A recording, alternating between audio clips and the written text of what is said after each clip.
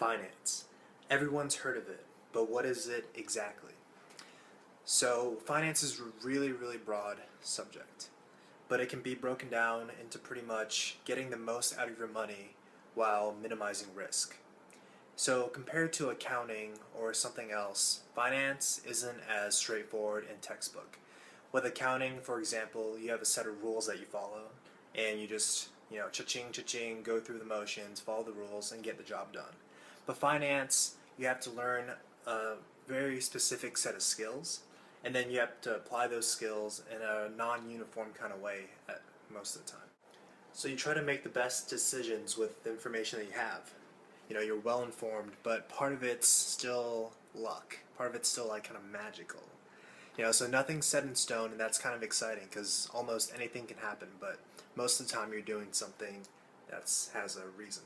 So I'm going to be breaking down finance into four main subjects. There's a lot more than this, but I feel like these are the four main ones. There's corporate finance, financial advising, commercial banking, and investment banking. Let's get into it. So for financial advising, basically you have a client who has a certain amount of money.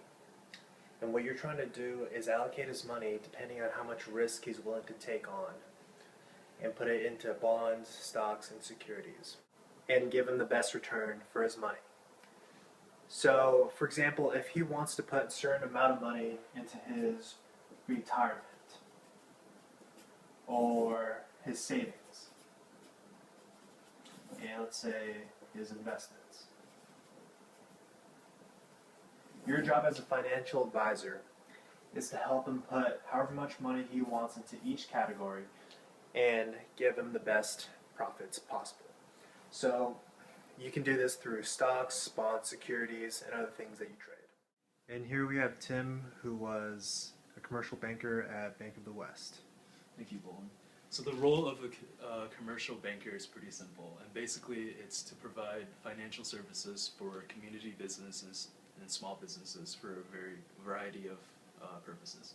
For example, if a small business needed a loan for, say, construction of a new building, or to buy inventory, or even just for a cash loan to pay off debt obligations, these are all roles fulfilled by a community commercial banker. And the responsibilities of a commercial banker involve making sales, going to events, and selling financial instruments on behalf of the bank. But on the other side, a commercial banker is also responsible for determining the credit risk and credit worthiness of clients and pricing financial instruments based on that information. Finally, we have investment banking. So investment banking is sort of like the sexy part of finance. It has the highest rewards along with the highest risks. So here are 5 main things that investment banks do. So proprietary trading is pretty much they use the bank's money and the investor's money and try to gamble that in things like currencies or bonds and so forth. But what they do is they try to hire the best gamblers and try to outwit everybody in the system. So market making is sort of like they actually just literally make the market. So when there's not enough people trading a certain commodity, they're the ones that actually provide enough things so that they can be all traded. Kind of like a used car salesman. If you wanted to buy a car, instead of going door to door asking people for cars, you can just go to a used car salesman. So investment banks also do merger and acquisition advisory.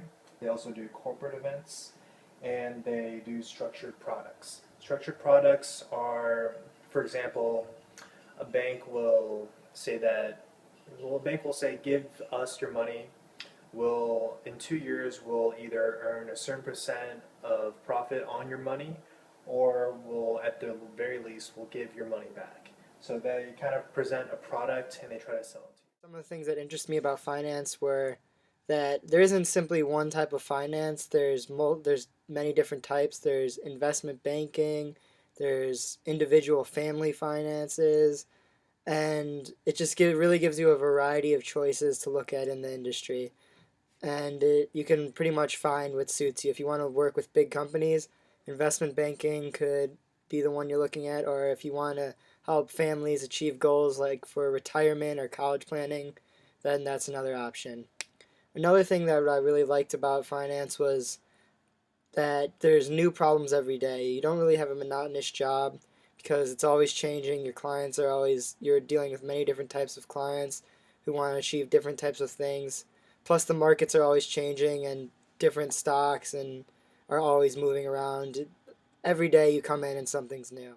The person I interviewed is Ryu Wang, and he works for First National Bank. What he does is risk management. So that means he works with interest rate risk, prepayment risk, and credit risk. So I asked him what he liked about his job and what he didn't like. The only thing he didn't really like was the hours, because he had to work from 8 to 6. But he says that's a small price to pay for the enjoyment he gets out of his job. He likes it because he gets to interact with people every day. He gives presentations and talks with people every day. And he likes working with numbers, statistics, and analyzing information. I really like to meet people, and that appealed to me because in this job, in this line of work, you get to build a real relationship with your clients, is what I got out from my interview, and that these become people you get to know over a long period of time as you try and help them achieve their goals. So there you have it. Finance can be incredibly exciting. You can either choose something that has high risk or low risk, depending on your personal taste. You get to interact with people every day. And as you can see, you have multiple fields to choose from.